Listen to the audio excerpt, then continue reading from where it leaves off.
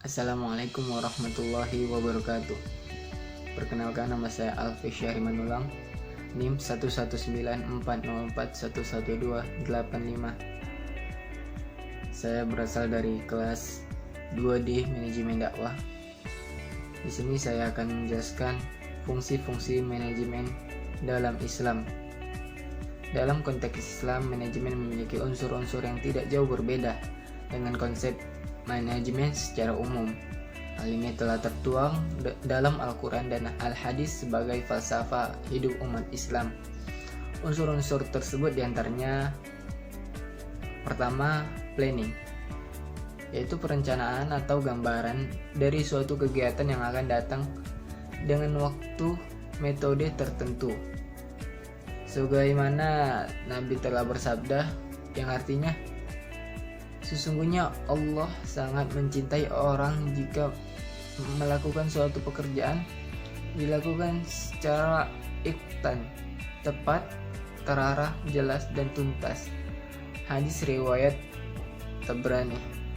Dalam Al-Quran juga Allah berfirman, yang artinya, maka apabila kamu telah selesai dalam suatu urusan, kerjakanlah dengan sungguh-sungguh urusan yang lain, dan hanya kepada Tuhanlah hendaknya kamu berharap. Al-Insyirah ayat 7-8. Setiap apa yang diperbuat oleh manusia, maka ia harus mempertanggungjawabkannya. Agama mengajarkan umatnya untuk membuat perencanaan yang matang dan ihsan, karena sebagai pekerjaan akan menimbulkan sebab akibat. Adanya perencanaan yang baik akan menimbulkan hasil yang baik juga, sehingga disenangi oleh Allah. Tentunya penilaian yang paling utama hanya penilaian yang datangnya dari Allah Subhanahu wa Ta'ala. Baiklah, selanjutnya adalah organizing. Organizing merupakan wadah tentang fungsi setiap orang, hubungan kerja baik vertikal maupun horizontal. Dalam surat Al-Imran, Allah berfirman, yang artinya, dan berpeganglah kamu sesungguhnya pada tali agama Allah, dan janganlah kamu bercerai-berai, dan ingatlah akan nikmat Allah kepadamu ketika kamu dahulu di masa jahiliyah bermusuh-musuhan. Quran Surat Al-Imran ayat 103. Ayat di atas menunjukkan bahwa orang yang berorganisasi merupakan kumpulan orang-orang yang bisa diorganisir dengan baik. Maka hendaknya bersatu padulah dalam bekerja, memegang komitmen untuk menggapai cita-cita dalam satu payung organisasi yang dimaksud. Selanjutnya adalah koordinasi. Koordinasi merupakan upaya untuk mencapai hasil yang baik dengan seimbang, termasuk di antara langkah-langkah bersama untuk mengaplikasikan planning dengan mengharapkan tujuan yang diidamkan. Allah berfirman, yang artinya, hai orang-orang yang beriman, masuklah kamu ke dalam Islam keseluruhannya, dan janganlah kamu turuti langkah-langkah setan, karena setan itu musuh yang nyata. Quran Surat Al-Baqarah ayat 208. Apabila manusia ingin mendapatkan predikat iman, maka secara totalitas harus melebur dengan peraturan Islam.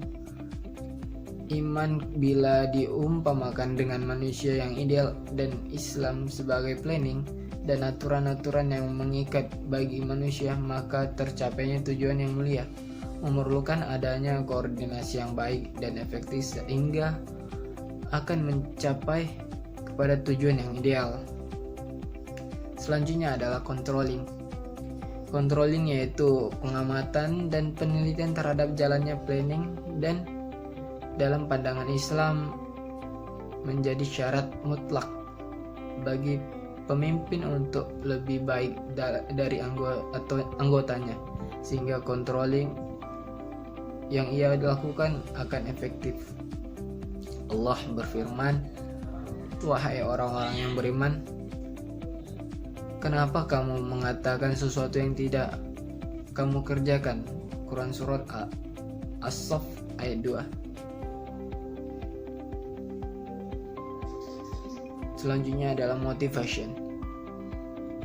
Motivasi merupakan kinerja semaksimal mungkin dengan hati sukarela. Masalah yang berhubungan dengan motivasi, Allah berfirman yang artinya bahasanya manusia tiada memperoleh selain apa yang dia usahakan. Surat An-Najm ayat 39. Baiklah, selanjutnya ada leading, yakni mengatur, memimpin segala aktivitas kepada tujuan. Dalam Al-Quran dan hadis banyak membahas tentang kepemimpinan, diantaranya firman Allah Subhanahu wa Ta'ala dalam surat An-Na'am yang artinya, dialah yang menetapkan kamu menjadi penguasa di muka bumi dan ditinggikannya sebagian kamu atas sebagian yang lain beberapa derajat sebagai cobaan bagimu tentang semua yang diberikannya kepadamu. Quran Surat Al-An'am ayat 165. Baiklah, itulah fungsi-fungsi manajemen Islam. Dapat disimpulkan bahwa fungsi-fungsi tersebut hanya memiliki satu tujuan, yaitu untuk mencapai tujuan yang maksimal dalam suatu organisasi. Sekian dari saya, Alfi Syari Manulam. Assalamualaikum warahmatullahi wabarakatuh.